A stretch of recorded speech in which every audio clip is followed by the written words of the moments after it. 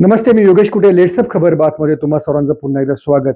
राष्ट्रवादीचे नेते आणि आमदार रोहित पवार यांनी अजित पवार यांच्याविषयी आणखीन एक गौप्यस्फोट केलेला आहे. खरे एक नाही तर 3-4 गौप्यस्फोट आहेत आणि त्यातला सगळ्यात महत्त्वाची जी बाब आहे ती म्हणजे जरंडेश्वर साखर कारखान्यासंदर्भात अजित पवार यांची जी चौकशी सुरू होती ती चौकशी एन्फोर्समेंट डिपार्टमेंटनं सुरूच ठेवण्याचा निर्णय घेतलेला होता. हा निर्णय केंद्र सरकारनं अजित पवारांच्या मृत्यूच्या 2 दिवस आधी म्हणजे 26 जानेवारी रोजीच ही चौकशी सुरूच ठेवा असे आदेश एन्फोर्समेंट डिरेक्टरेटला म्हणजेच ईडीला दिलेले होते. याबाबतची माहिती खुद्द रोहित पवारांनीच ही आज मीडियाला दिलेली आहे.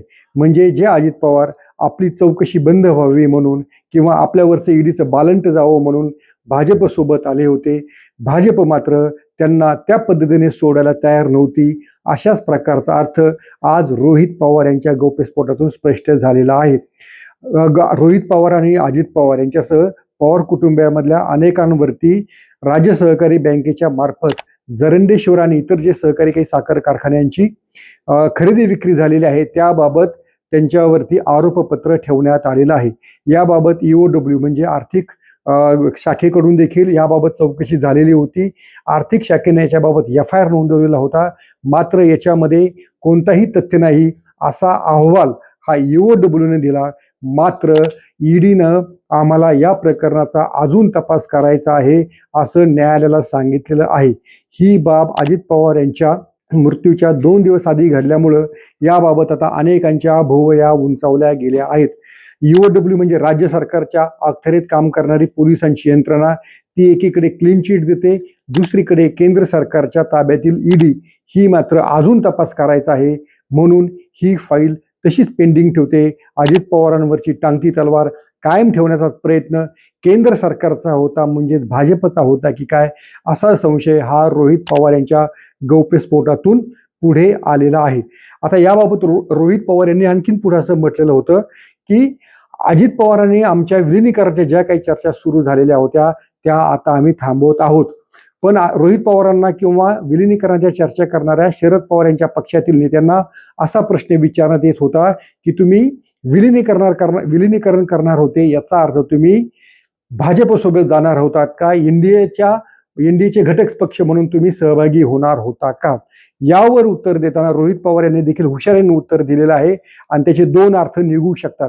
त्यांचं पहिलं म्हणणं असं आहे की अजित पवार यांच्या बरोबरचं विलिनीकरण हे पक्षाचं विलिनीकरण होणार होतं की अजित पवार हे आमच्या सोबत रस्त्यावरची लढाई विरोधी पक्ष म्हणून लढायला येणार होते, हे आता गुपित त्यांच्या सोबतच गेलेलं आहे. म्हणजे अजित पवार यांना असं सुचवायचं आहे की अजित पवार हे एक वेळेस ही जी चौकशीची टांगती तलवार जर भाजपने कायम ठेवली असती तर आमच्या सोबत रस्त्यावरची लढाई लढायला आले असते. म्हणजे ते भाजपची साथ सोडायला तयार होते, ते विरोधी पक्षामध्ये बसायला तयार होते असा देखील अर्थ निघू शकतो.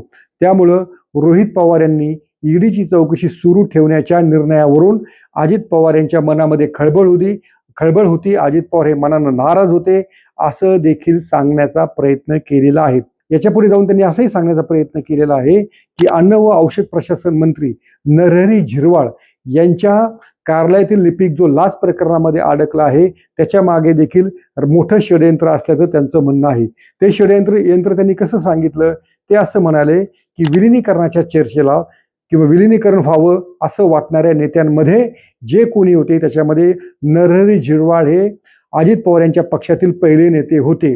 ते सरळपणे स्पष्टपणे बोलले की 2 पक्ष एकत्र यायला पाहिजेत आणि हे बोलण्याची शिक्षा ही नरहरी झिरवाळ यांना देण्यात आलेली आहे. त्यामुळेच त्यांना टार्गेट करण्यात येत आहे, त्यामुळेच त्यांच्यावरती छापा टाकण्यात आलेला आहे, त्यांच्या पदाला धोका निर्माण झालेला आहे. म्हणजे जी मंडळी शरद पवारांच्या सोबत जाण्यासाठी अनुकूल होती त्यांना एक प्रकारे पक्षानं इशारा दिलेला आहे, भाजपने इशारा दिलेला आहे असं देखील रोहित पवार यांना सांगायचं आहे. त्यामुळं रोहित पवार यांच्या भात्यातून आणखीन काही बाण पुढे काही निघणार आहेत का हे देखील आपल्याला पाहावं लागणार आहे. याबाबत त्यांचं एक जे वाक्य आहे ते देखील मला याच्यामध्ये सांगायचं आहे की हे जे विलिनीकरणाला विरोध करणाऱ्या नेत्यांच्या मनामध्ये काय होतं, तर त्या नेत्यांच्या मनामध्ये असं होतं की जर हे दोन्ही पक्ष एकत्र आले तर शरद पवार, सुप्रिया सुळे आणि आम्ही म्हणजे रोहित पवार यांचं महत्त्व वाढेल असं वाटल्यामुळेच काही नेत्यांनी याबाबत विरोध केलेला होता. आणि हे नेते दुसरे तिसरे कोणी नसून प्रफुल्ल पटेल आणि सुनील तटकरे आहेत. वेगळं सांगायला नको. त्यामुळे रोहित पवार यांचा रोष या नेत्यांवरती आहेच, पण भाजप देखील अजित पवार यांना क्लीन चिट द्यायला तयार नव्हतं. याबाबतचा मोठा गौप्यस्फोट या निमित्तानं त्यांनी केलेला आहे. या साऱ्या चौकशीच्या प्रकरणामध्ये खुद्द रोहित पवार हे देखील आहेत. त्यामुळे रोहित पवार यांच्यावरती ईडीने देखील कारवाई केलेली होती, EOWने त्यांची चौकशी केलेली आहे. त्यामुळे हे जे प्रकरण आहे हे प्रकरण दिसतं तसं सोपं नाही, हे देखील तितकंच महत्वाचं आहे. अजित पवार ज्यांनी भाजपला तन मन धनाने साथ दिली त्या अजित पवार यांच्यावरील राज्य सहकारी बँकेतल्या गैरव्यवहारावरचा ठपका तातडीने दूर करायला केंद्रीय यंत्रणा तरी तयार नव्हत्या, हे रोहित पवार यांच्या गौप्यस्फोटातून स्पष्ट झालेलं आहे. आता आणखीन एक शेवटचा मुद्दा तो आहे अजित पवार यांच्या अपघातग्रस्त झालेल्या विमानाच्या ब्लॅक बॉक्सचा. हा ब्लॅक बॉक्स म्हणे खराब झालेला आहे. जो ब्लॅक बॉक्स जाळामध्ये आगीमध्ये अगदी रेडिएशन जरी झालं तरी तो सुरक्षित राहतो असा दावा केला जातो. तो अजित पवार यांच्या बाबतीतच अजित पवार यांच्या विमानाच्या बाबतीतच तो ब्लॅक बॉक्स खराब कसा काय झाला याचं देखील आश्चर्य व्यक्त होत आहे. अर्थात हा ब्लॅक बॉक्स खराब झाला याचं ऑफिशियल कन्फर्मेशन हे यंत्रणांनी दिलेलं नाहीये, पण ही याबाबत माध्यमांमध्ये चर्चा आहे आणि रोहित पवार यांच्यासारखे नेते देखील त्यावर बोलत आहेत. आता रोहित पवार यांचं याबाबतचं वाक्य देखील तेवढंच वेधक आहे. ते असं म्हणालेले आहेत, ब्लॅक बॉक्स आगीपासून बचावतो. ब्लॅक बॉक्स हा अगदी कोणत्याही धोक्यापासून तो वाचला जातो, पण हा ब्लॅक बॉक्स कधी कधी राजकारणापासून मात्र वाचवता येत नाही असं मला वाटतंय. हे जे रोहित पवारांचं वाक्य आहे खूप काही सांगून जाणार आहे. याबाबत रोहित पवार पुढे आणखीन काही प्रेस कॉन्फरन्स घेऊन खुलासे करणार आहेत. अजित पवार यांच्या अपघाती मृत्यू प्रकरणाची चौकशी संत गतीनं सुरू असल्याचा त्यांचा आरोप आहे आणि त्याबाबत ते देखील ते तक्रारीच्या मूडमध्ये आहेत. पण त्याहीपेक्षा त्यांनी जी महत्वाची माहिती दिलेली आहे की अजित पवार यांना क्लीन चिट भाजपने दिलेली नव्हती, विशेषतः केंद्रीय यंत्रणेने दिलेली नव्हती. म्हणजेच केंद्रीय गृहमंत्री अमित शहा यांच्याच पातळीवरती हा काय निर्णय झालेला होता का? राज्य सरकार म्हणजे देवेंद्र फडणवीस आणि अमित शहा यांच्यामध्ये याबाबत काही मतभेद होते का? हे देखील आता पुढच्या काळामध्ये स्पष्ट होऊ शकेल. पण याचाच अर्थ राष्ट्रवादी काँग्रेसला अजित पवार यांच्या पक्षातील नेत्यांना पूर्णपणे क्लीन चिट मिळालेली नाही. याचाच अर्थ अजूनही भाजपला त्यांच्याबाबत पूर्ण खात्री नाही, हेच रोहित पवार यांना सुचवायचं आहे. याबाबत पुढच्या घडामोडी फार वेगाने घडू शकतात. तोपर्यंत पाहत राहा लेट्सअप मराठी.